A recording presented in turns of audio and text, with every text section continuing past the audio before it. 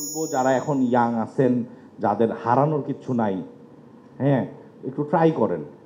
এই যে বিভিন্ন টাইপের ইন্টারেস্টিং কোনো প্রোডাক্ট হোক অথবা নিজের লাইফ হোক, এইভাবে করে 30 সেকেন্ড 1 মিনিটের গল্প বলা শুরু করেন।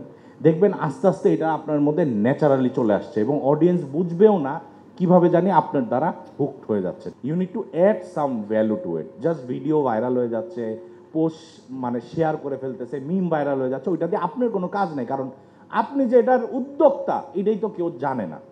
সো আপনাদের বানাতে হবে, যারা প্রোডাক্টের জন্য অ্যাড প্র্যাকটিস করতেছেন, সুন্দর স্টোরি টেলিংওয়ালা অ্যাডস। কোনটা কাজ করে ভাই ওই ওয়েতেই তাহলে প্রথম দিকে যাব। এক একটা ব্র্যান্ড ডিফারেন্ট, এক একটা প্রোডাক্ট ডিফারেন্ট, এক একটা ফ্রিল্যান্সার ডিফারেন্ট, এক একটা এন্টারপ্রেনার ডিফারেন্ট। তোমার কিন্তু 10 বার 20 বার 100 বার আগে ফেল করতে হবে বোঝার জন্য যে কোন জিনিসটা একটু কম ফেল করছিল।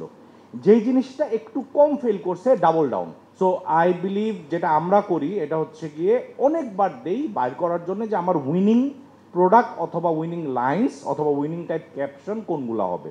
ইভেন আমি যখন কন্টেন্ট ক্রিয়েটর ছিলাম, একদিনে 4টা করেও ভিডিও পোস্ট করছি একদম কোভিড টাইমে। কোনটা কাজে দেয় কোনটা কাজে দেয়, তখন জীবনমুখী স্টোরিজ নামের একটা সিরিজ খুব পপুলার হয়ে গেছিলো। কারণ আমি দেখলাম যে নস্টালজিয়া মানুষ খুব পছন্দ করে, ছোটোবেলার কথা বললে খুব ভালো লাগে। তারপরে আমি দেখবা যে 200টা ভিডিও দিয়ে দিচ্ছি ওটার উপর, তো একদম সব নিয়ে নিচ্ছি। সো এইভাবে করেই বাইর করতে হবে, কিন্তু এমন না যে বের করা আছে ওইটাই আমি করব, নিজেরটা নিজের বের করতে হবে।